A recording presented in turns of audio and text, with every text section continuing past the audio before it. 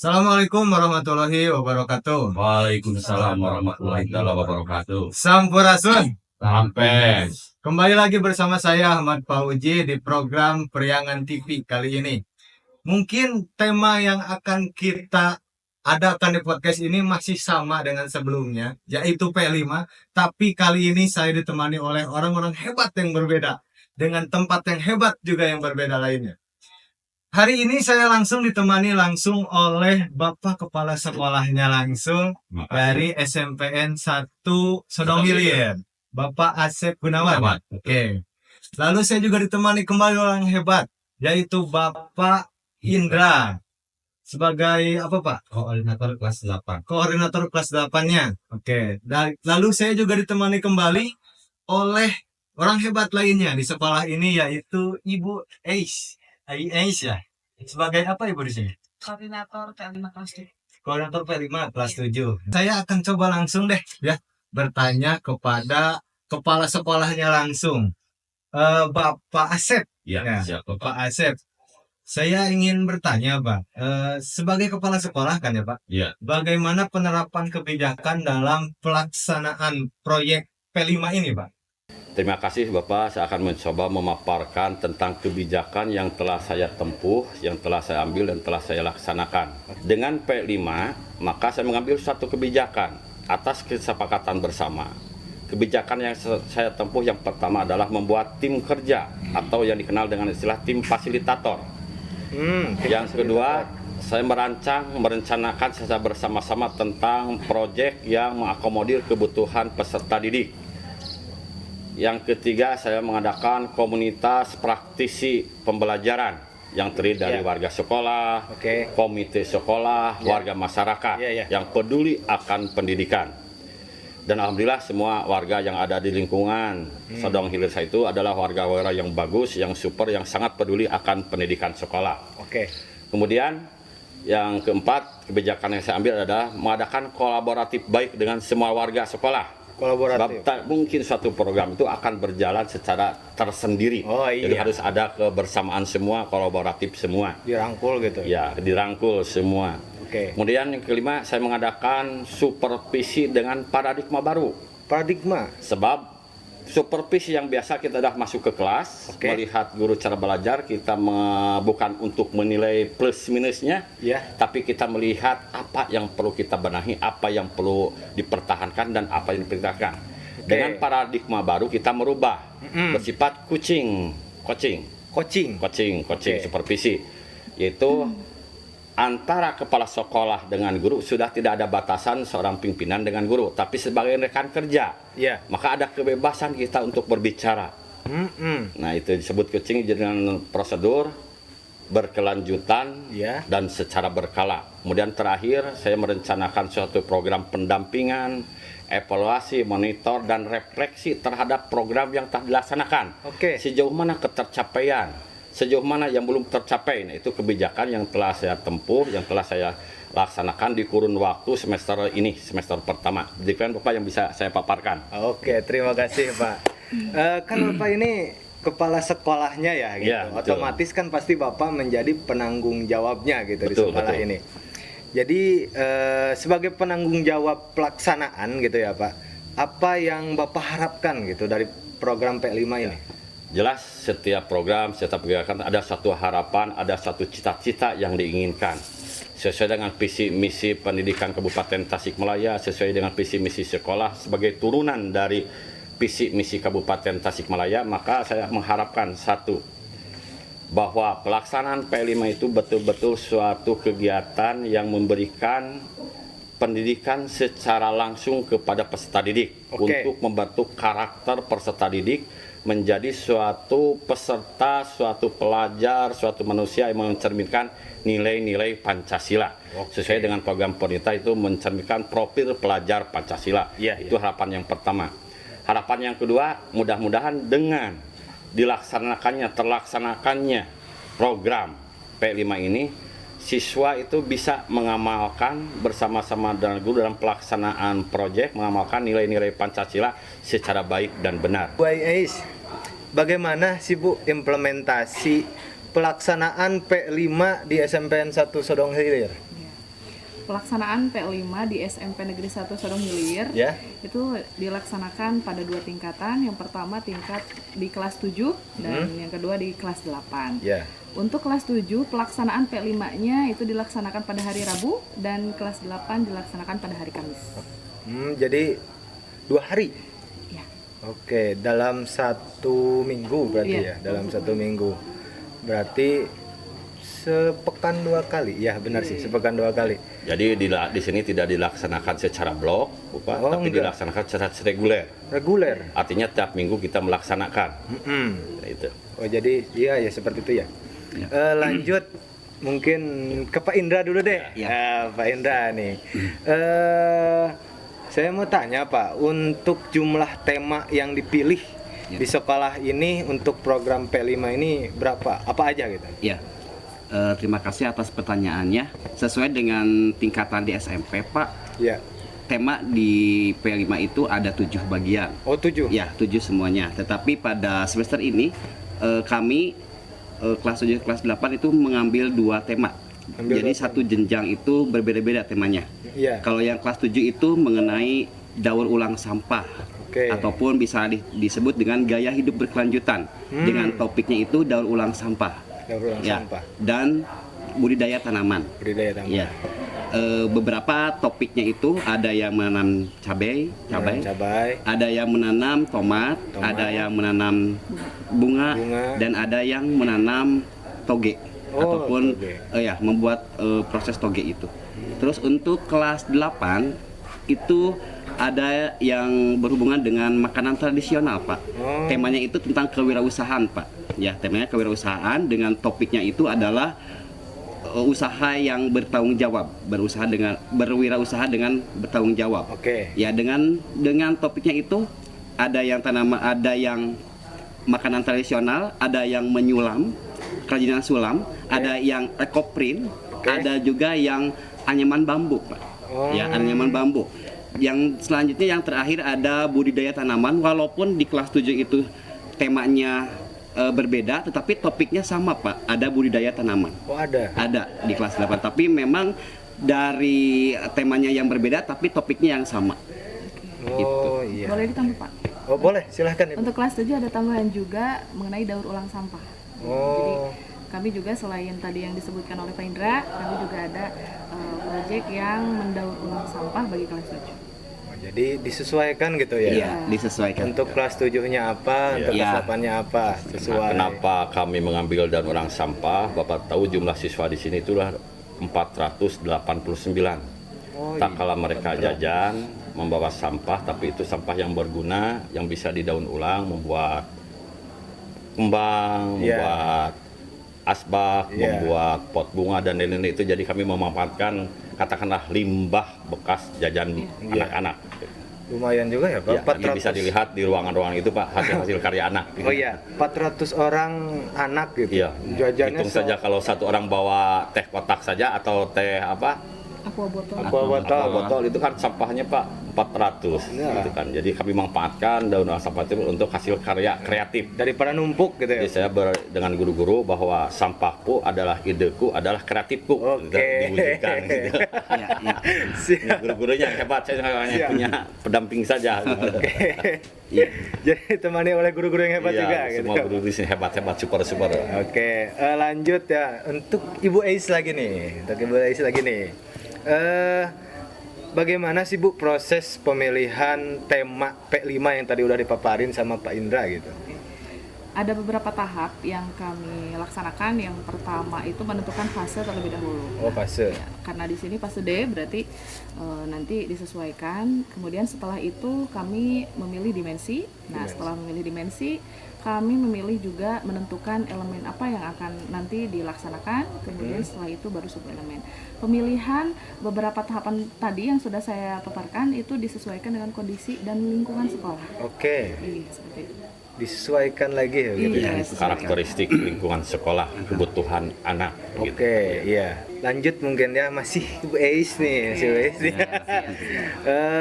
Kan tadi Ibu Ais itu sebagai koordinator kelas 7-nya ya? Iya. Nah, mungkin bisa dijelaskan Ibu dimensi dimensi elemen dan subelemennya gitu. Oke.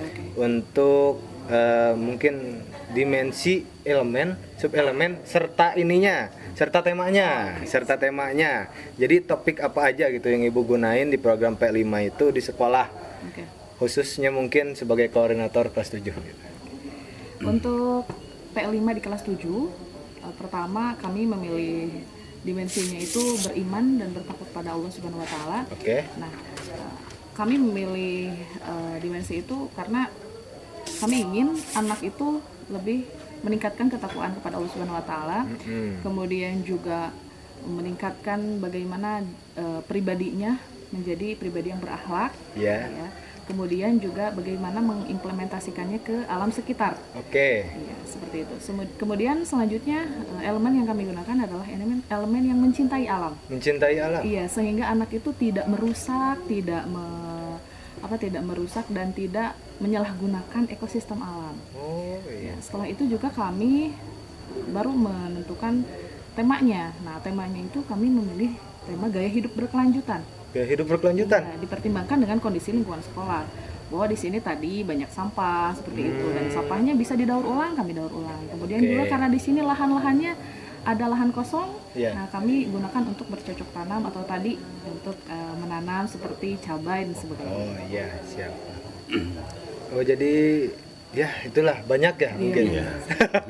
Itu baru kelas 7 Iya. Baru kelas 7. Mungkin kita lanjut ke koordinator kelas 8-nya deh, Pak Indra ya. Iya, siap. Tadi kan ini kelas 7-nya. Iya. Nah, untuk kelas 8-nya gimana tuh? Ya. Kalau untuk kelas 8, dimensi yang diambil itu adalah dimensi kreatif, Pak. Kreatif. Mengapa mengambil tema kreatif ataupun dimensi kreatif? Ya. Jadi di sana anak-anak bisa mengekspresikan ataupun bisa menghasilkan suatu karya ataupun bisa mengekspresikannya dengan minat bakatnya. Selanjutnya, Pak, selain memilih dimensi, ada namanya elemen. Elemen. Ya, elemennya. Yang saya ambil elemennya itu adalah menghasilkan karya yang orisinil, Pak. Jadi di sana tidak si anak-anak menghasilkan karya itu tidak plagiat. Di sini itu ada inisiatif dari dirinya masing-masing, inisiatif ataupun minat bakatnya, dari minat bakatnya itu. Jadi enggak Terpaksa. Ya, jadi tidak ada terpaksaan gitu. Jadi intinya di sana si anak mulai kreatif menghasilkan sebuah karyanya gitu. jadi secara ide orisinil. diri sendiri Iya, gitu. ini ide diri sendiri. Mencurahkan bakat atas imajinasi sendiri begitu. Jadi Betul, betul. enggak nurutan batur lah Nah, gitu. betul. Oke, lanjut ke Ibu Ais deh. Nah, bagaimana dengan tim? Ini kan pasti ada pelaksananya dong. Iya. Pelaksananya dong. Ini gimana nih tim pelaksananya? Siapa aja itu mungkin?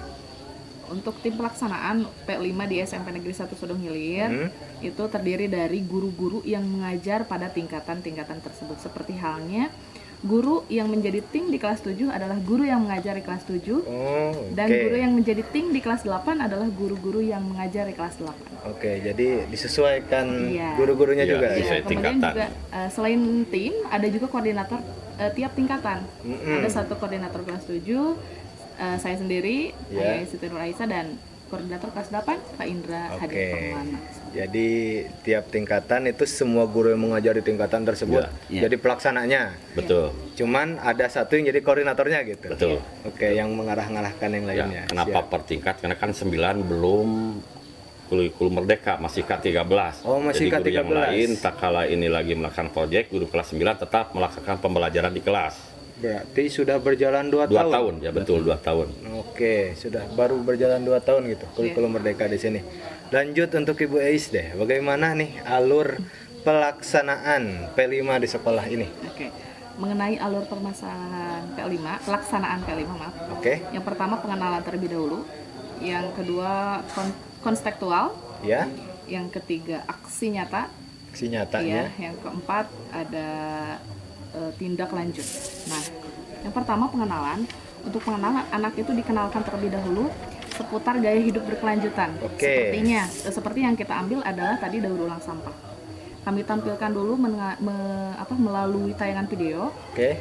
mengenai bahaya sampah Ya. ataupun bagaimana kondisi sampah di Indonesia secara nasional maupun global. Kita ada di peringkat berapa itu? Nah, kita kenalkan dulu seperti itu. Nah, setelah itu ada konstekstual. Di sini siswa tuh dibagi beberapa kelompok. Oke. Dan mereka merumuskan apa yang tadi ditayangkan itu. Kemudian dipresentasikan. Kemudian di sana anak-anak nanti menentukan apa yang menjadi tindakan mereka selanjutnya. Seperti itu. Nah, selain itu ada juga aksi nyata. Sampah yang ada di sekitar, Oke. itu dipilah terlebih dahulu. Mana yang bisa didaur ulang sesuai jenisnya, seperti itu, dan mana yang tidak bisa didaur ulang. Nah, setelah tadi memisah-misahkan sampah sesuai jenis, anak-anak nanti dilanjutkan untuk mencurahkan idenya, mencari ide secara berkelompok itu, mau diapakan nih sampah gitu. Oke. Misalnya ada bungkus kopi berserakan, ini banyak bungkus kopinya, bisa kan nanti dibuat jadi tas. Oh, seperti iya, itu. Ya, ada contohnya juga sudah Iya. dilaksanakan. Kemudian ada juga botol bekas, misalnya air mineral. Nah, ini bisa dijadikan kursi nih dengan cara memasukkan apalah gitu ke dalam botolnya sehingga menjadi padat, disusun dan dibuatlah sebuah kursi atau tempat duduk gitu. Oke. Nah, setelah anak-anak mengaplikasikan tadi Ya. ide-idenya gitu ya, ada tindak lanjut. Bagaimana nanti anak-anak itu diberikan semacam kertas kerja gitu ya. Mereka mencurahkan apa yang mereka lakukan, kemudian nanti juga ditilai oleh guru-guru yang membimbing tadi, tim itu. Ya, biasanya per kelompok itu ada yang memantaunya itu 2 orang guru, seperti itu. Jadi untuk kelas 7 aja ini alurnya udah runtut gitu ya. Iya. Strukturnya. Dan tadi direncanakan dulu sebelumnya bersama-sama. Oke. Iya.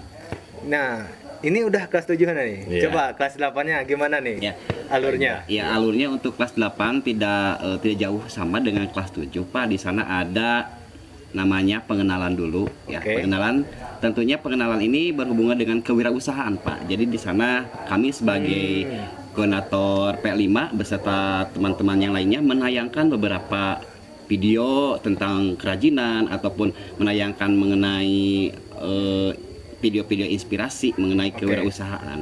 Nah, di sana tetap ada namanya kontekstual. Ya, jadi ya di sana anak-anak bisa mengekspresikannya dalam wawancara kepada warga-warga ataupun kepada toko-toko ataupun warung-warung terdekat. Oh. Gitu ya. Iya, Jadi iya. anak-anak bisa mengaplikasikannya itu melalui wawancara.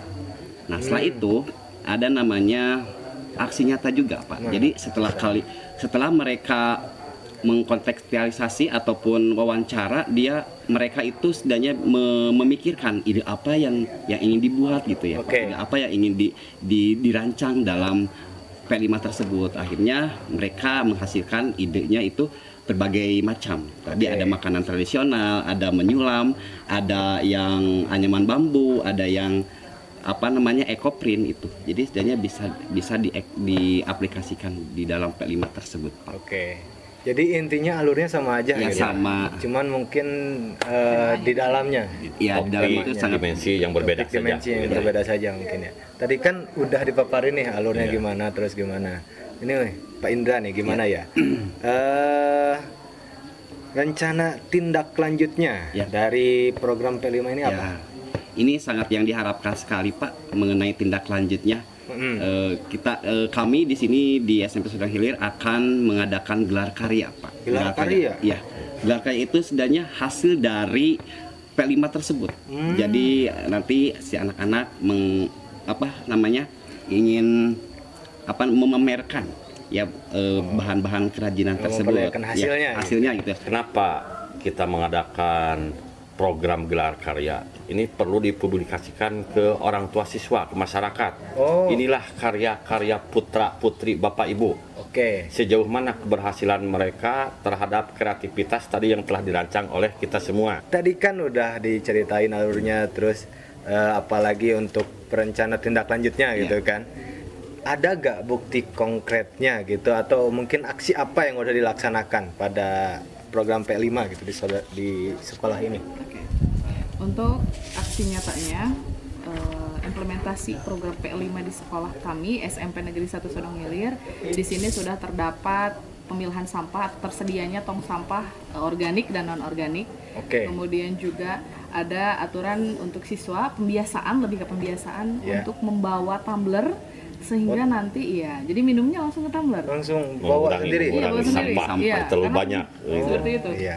Selain itu juga ada seperti tadi mendaur ulang sampah yang ada gitu untuk menjadi sebuah gaun misalnya seperti Oke. tadi yang dijelaskan dan nanti digelarkan di gelar karya. Oh iya iya. Nah, itu untuk kelas 7. Untuk kelas kelas 7. 8 untuk kelas 7 tadi saya lupa. Anak-anak juga membuat poster-poster tentang kebersihan. Poster Iya. yang ditempel itu bukan? Iya. Oke. Dan kami juga di sini sudah terbiasa untuk intinya bukan kontes ya. Jadi anak itu terbiasa kelas mana ini berusaha untuk paling bersih seperti itu. Germas ya intinya. Lomba, dilombakan nggak? Ya. Iya, dan ada penghargaan tiap akhir bulan. Oke. Nah, itu untuk kelas 7. Untuk kelas 8-nya di sini anak-anak itu sudah belajar dengan berwirausaha. Seperti nanti membuat produk dan nanti akan dipasarkan. Oke. Kemudian juga anak ada yang membuat video-video promosi seperti itu. Siap. Ya, dan diupload di media sosial. Seperti itu.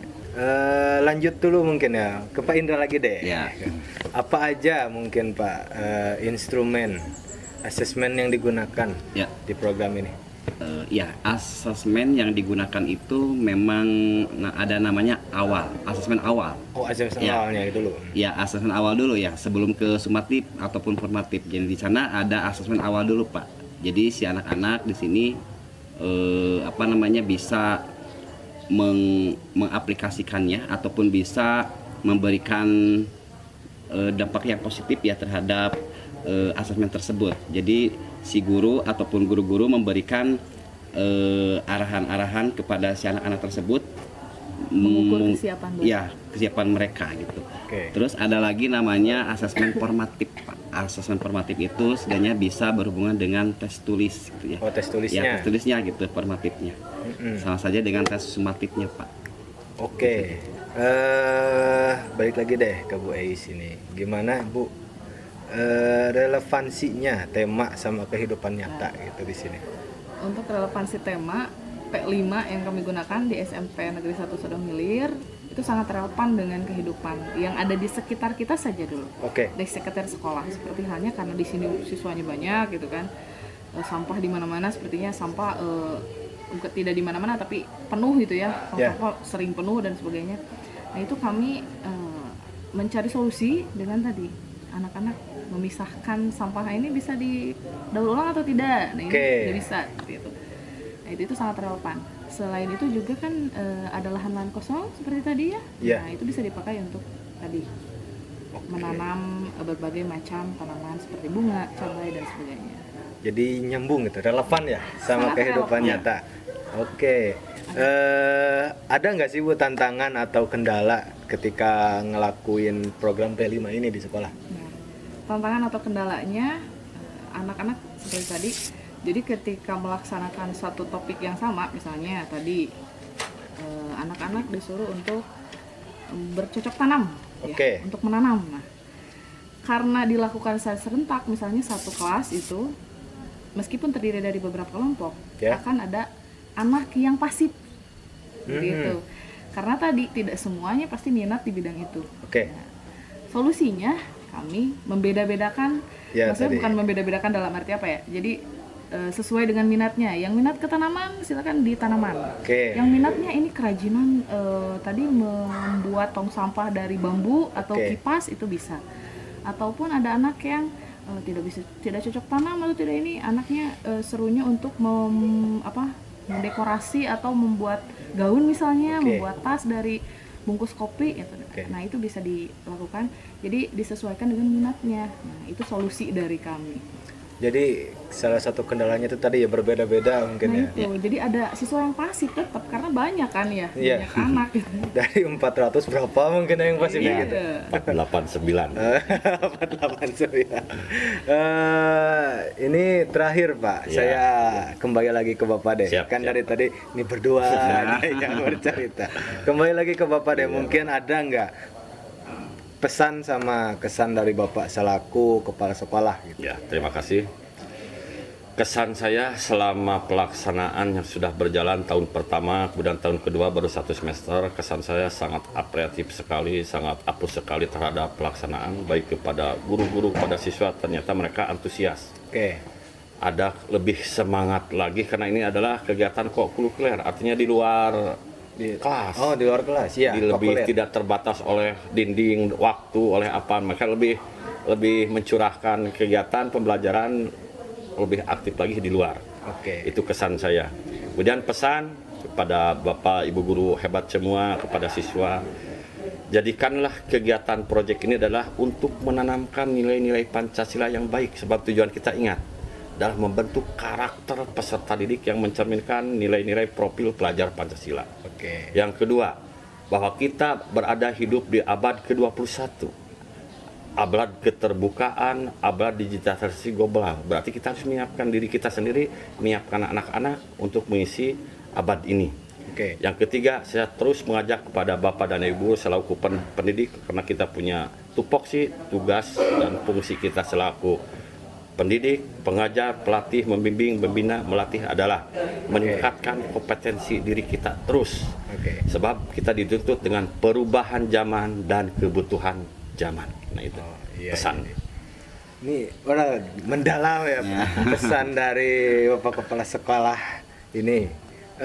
Mungkin pertanyaan terakhir tadi sudah saya sampaikan, sudah saya tanyakan kepada Pak Kepala Sekolah. Dengan begitu kita sudah sampai di penghujung acara pada kali ini. Maka dari itu terima kasih ya Bapak. Sama-sama, Kembali Pak. lagi Terima Bapak kasih. Kepala Sekolah Pak. Terima kasih, Bapak. Oke. Terima kasih Pak Indra ya. Terima kasih Ibu Ais untuk kesempatan kali ini sudah menemani saya di program Priangan TV ini. Saya Ahmad Fauji, izin undur diri. Wassalamualaikum warahmatullahi wabarakatuh. Waalaikumsalam warahmatullahi wabarakatuh.